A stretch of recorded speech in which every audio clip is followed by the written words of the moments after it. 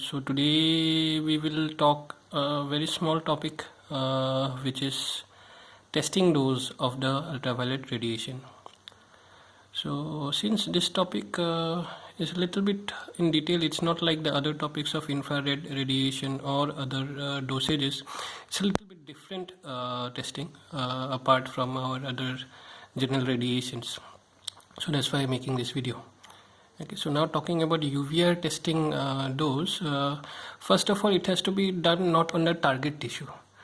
It has to be done on a aspect like forearm of the body or flexor, specifically if I talk, or then the extensor of the forearm will work. Okay, so starting with the testing dose, we need to understand these three aspects. One is preparation of the apparatus. Second, conducting the UV exposure. The third one is the assessing the MED. MED means minimal erythemal dosage. Okay, so these three steps are very critical and very important to give the testing dose of the apparatus. Again, I repeat one more important aspect, that whenever we are doing the testing dose, we are not going to give the UVR on a target tissue, that is maybe a back, neck or other parts. So we are going to expose that part of the skin, suppose the forearm aspect, the flexor or extensor area where erythema can be easily seen. So starting with the preparation of the apparatus, as we all know that the apparatus has to be prepared well first. The line and the wire and the cable and the heating has to be checked up in that aspect.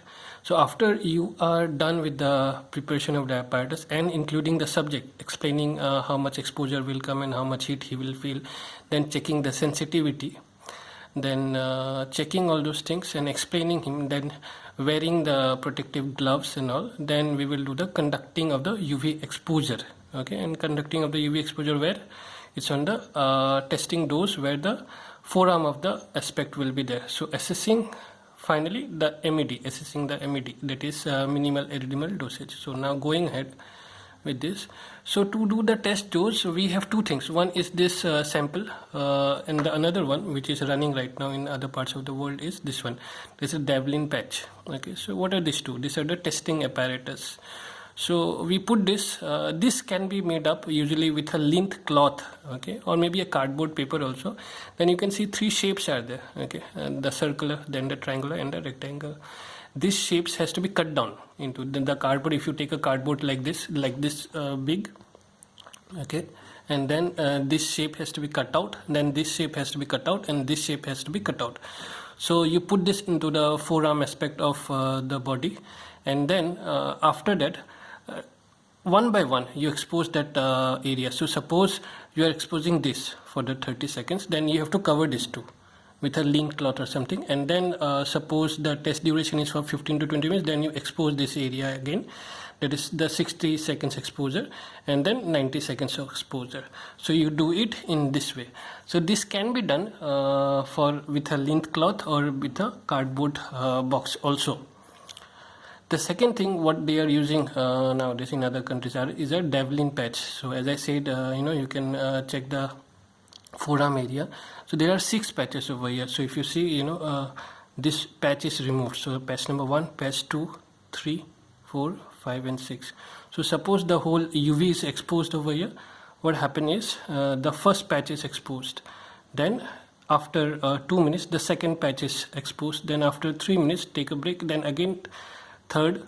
Then again after 2 minutes 4, 5 and 6. So this was, suppose the total duration of the exposure is 20 minutes. So the maximum exposure is patch 1. Then the 2 minutes lesser than is the another one. So like this they expose the patches. So with this we will have a latent period of somewhere around 24 hours. That is the next day after giving this testing dose.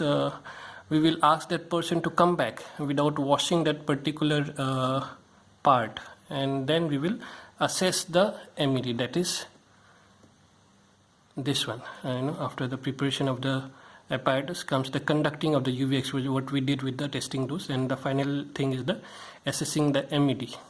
So when he comes after testing this, we will have these things. So if E1 means erythemal dosage 1, E2 means erythemal dosage 2, E3 means erythemal dosage 3, and E4 means erythemal dosage 4. So you can see the appearance. You can call this appearance maybe as a latent period also. So E1 will take some around 6 to 12 hours to appear the erythema. Okay, E2 dosage will take 4 to 6 hours of appearance. That is latent period. It will take that much of time to produce the erythema. E3 will take 2 to 4 hours, while E4 will take only 2 hours. So as you see, the dosage is getting increased. The time taken for that is getting reduced. If you see the duration, how much duration the erythema will hold is getting higher and higher. E1 dose lasts only 1 day. E2 dose